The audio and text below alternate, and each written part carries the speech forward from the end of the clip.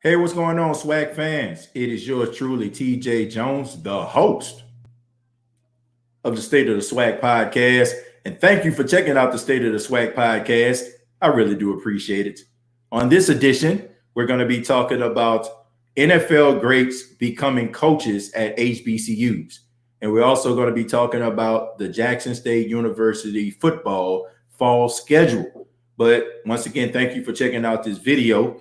And the reason I wanted to talk a little bit about NFL greats coming to HBCUs is because it's been a topic of conversation. People have been asking this question, about why all of a sudden, you see all these different names popping up, becoming head coaches at HBCUs. Of course, we know Deion Sanders becoming the head coach at Jackson State, and most recently, Eddie George. He has become the head coach at Tennessee State University. And both of these guys got these jobs with no head coaching experience.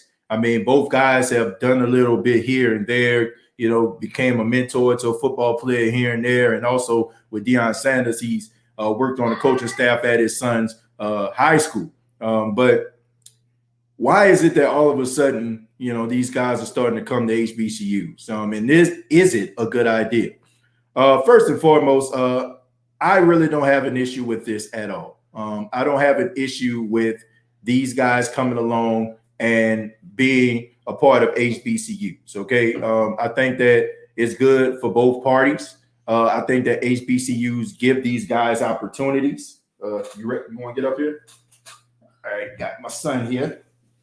Got to wipe him out, man. If you got to wipe, you just finished drinking some milk. But anyway, first off, I think it's a really good idea for both parties, right? You have HBCUs, and you have these great players.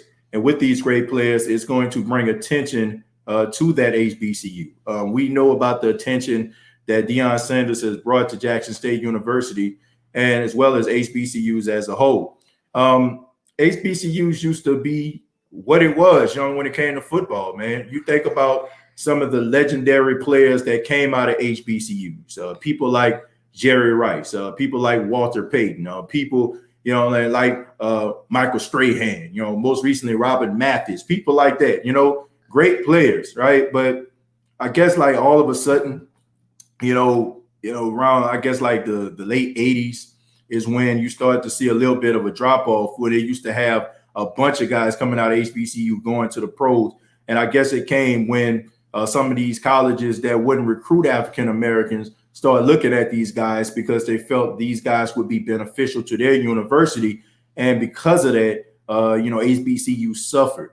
But I think that it'll be a good look for HBCUs as well as some of these guys who want that coaching experience. Now, I do have an issue with guys that are becoming head coaches at HBCUs or want to become coaches for nefarious reasons, meaning that they're trying to use HBCUs as career builders. You know how it go, right? You graduate from college and all of a sudden you get an entry-level job. You'll probably stay at that job for a couple of years in order for you to gain experience, in order for you to go get the bag at another corporation. You know what I'm saying? I don't want to see that happening. I don't want to see anything like that going down at HBCUs. As long as they want to turn these programs around, as long as they want to leave these programs better than they left them, I have absolutely no issue with that at all.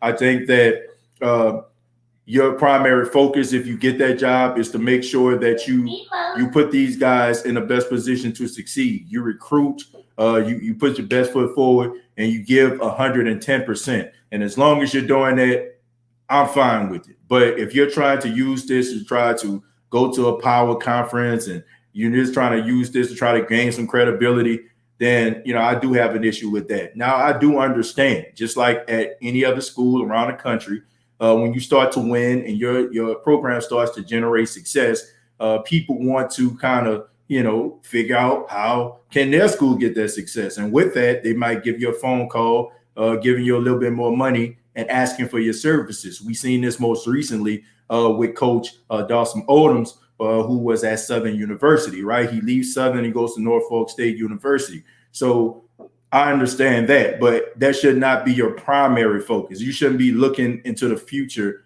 in the now. All right. And as long as they're not doing that, I have no problem with it.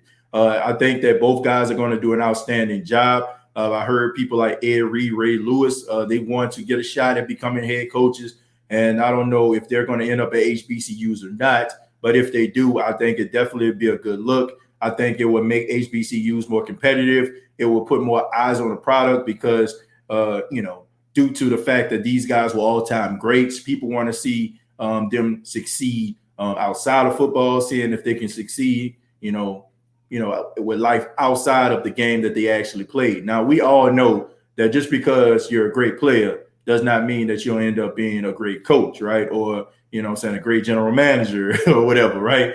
We see Michael Jordan, all them years struggling with Charlotte. We see Magic Johnson with a brief stint when he was coaching the Lakers. That wasn't a good look, right? You know what I'm saying? Sometimes when you're an all-time great player, it's hard for you to see certain things, and it's hard for you to answer the question, and why can't that person go the extra mile? Because you spent your entire career doing that, all right? But like I said, as long as they're doing the right things, I have absolutely no problem with it.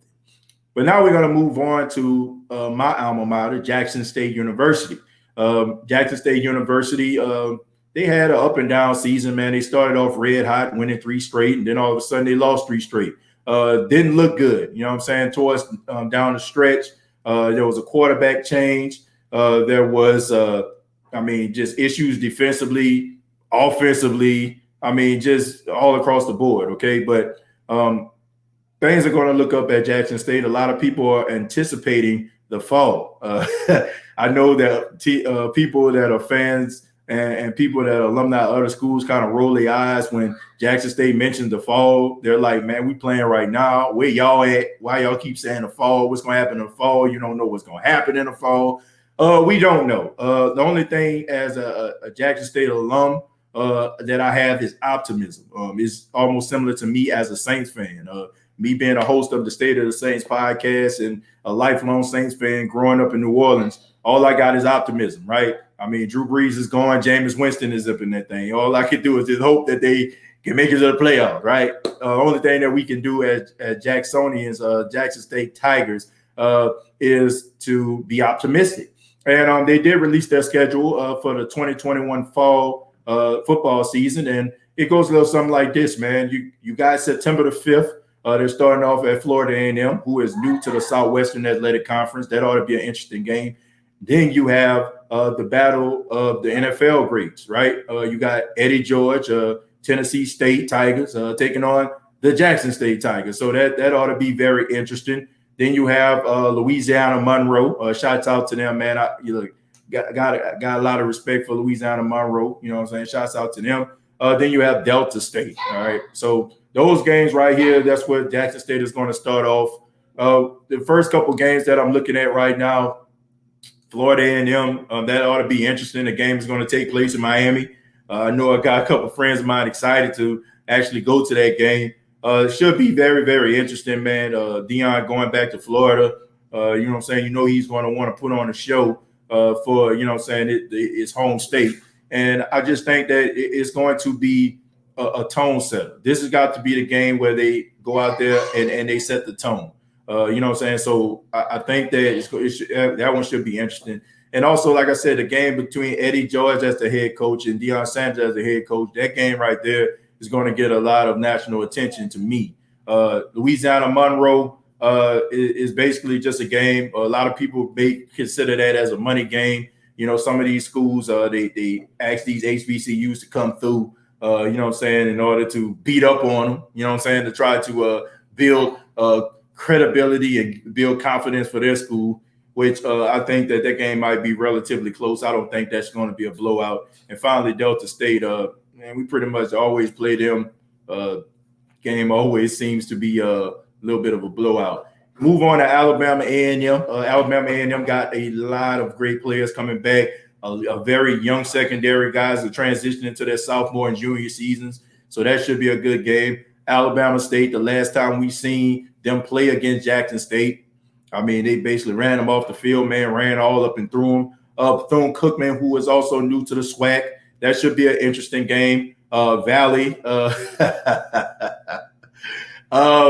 Valley is Valley, and then you got Texas Southern, all right? Texas Southern, who also struggled this past season, man. They're still trying to find and figure things out there. So, and then finally, you got the two games, Southern, who does not have a head coach as of right now. We'll figure out who that's going to be in the coming weeks. And then, of course, Alcorn makes their return back to the SWAC after they decided to forfeit all the games this past season to sit out due to COVID-19.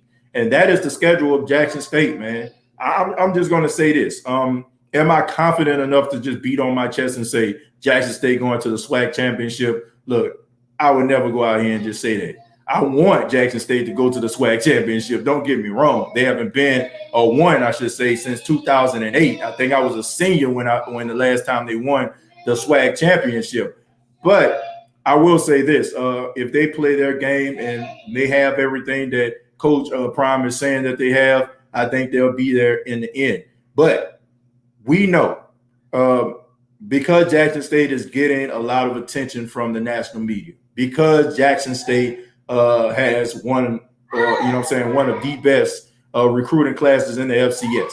We know that you have all these schools that are chomping at the bit that are in the SWAC to play Jackson State University. This is going to be their Super Bowl because everybody wants Jackson State to fail.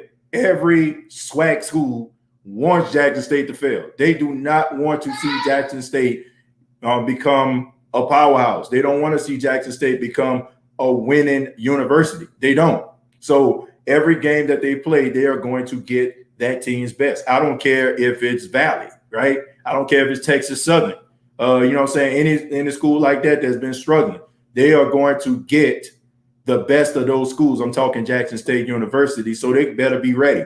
And hopefully, you know, they can fix some of the issues that they had in the spring. Like I said, defensively, they struggle. They cannot get pressure on the quarterback to save their mama life, okay? If their mama life was on the line and they say, get to this quarterback, they could not do it. They could not do it. Offensively, I mean, anytime a team sends the blitz, dial it up. Come right through the middle. I mean, it's basically like they just going through Swiss cheese here. Holes all through the offensive line, all right?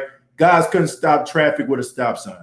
So they're going to have to improve on that, okay? The secondary, I think together, collectively, the chemistry is going to develop. Those guys are some dogs out there. That's little to no surprise there. But they're going to have to fix some things. And everybody's anticipating the play of Shadur Sanders, the quarterback of Jackson State University, the highest rated quarterback that Jackson State ever had, a 4-star quarterback coming in. Everybody's anticipating to see if he is all that and a Hot Wheel track. Hopefully he can get these guys in line. Hopefully he can make plays from the pocket. I can't see Coach Prime putting his son in a position where he's going to be taking a lot of sacks. I think that's going to be a priority to him because I think Coach Prime, I won't even say think. I know that Coach Prime wants to do everything in his power to get his son to go to the NFL.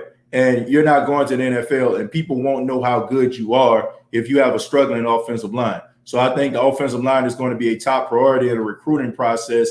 You can get some transfers, or you try to get some guys there, get them coached up, or even if the offensive line coach ain't working out, you replace him with somebody that's a little bit more credible. He is going to do everything in his power to make sure that his son succeeds. You know what I'm saying? You also have his other son, you know what I'm saying, Shiloh, who is going to be in the secondary coming this fall. So many great things going from Jackson State University. Like I said, I'm not going to just sit up here and be like, oh, man, we about to win it all. Seeing is believing. I don't do that for absolutely anything. I'm optimistic that they can actually turn it around. I think that they're going to be better than they were in the spring. And I think that they're going to be well coached up, but only time will tell. But I would love to hear from you. What do you think about NFL greats becoming coaches at HBCUs? And what do you think about the up-and-coming Jackson State University schedule? Comment down below, like and share this video. This has been the State of the SWAC podcast. Please subscribe to the YouTube channel, youtube.com. Search the State of the SWAC podcast. The State of the SWAC, is also available on Facebook, facebook.com. Search the State of the SWAC. Previous episodes available on iTunes, Spotify, iHeartRadio, and Anchor FM. Till next time, All I gotta say is, it's rough in the SWAC.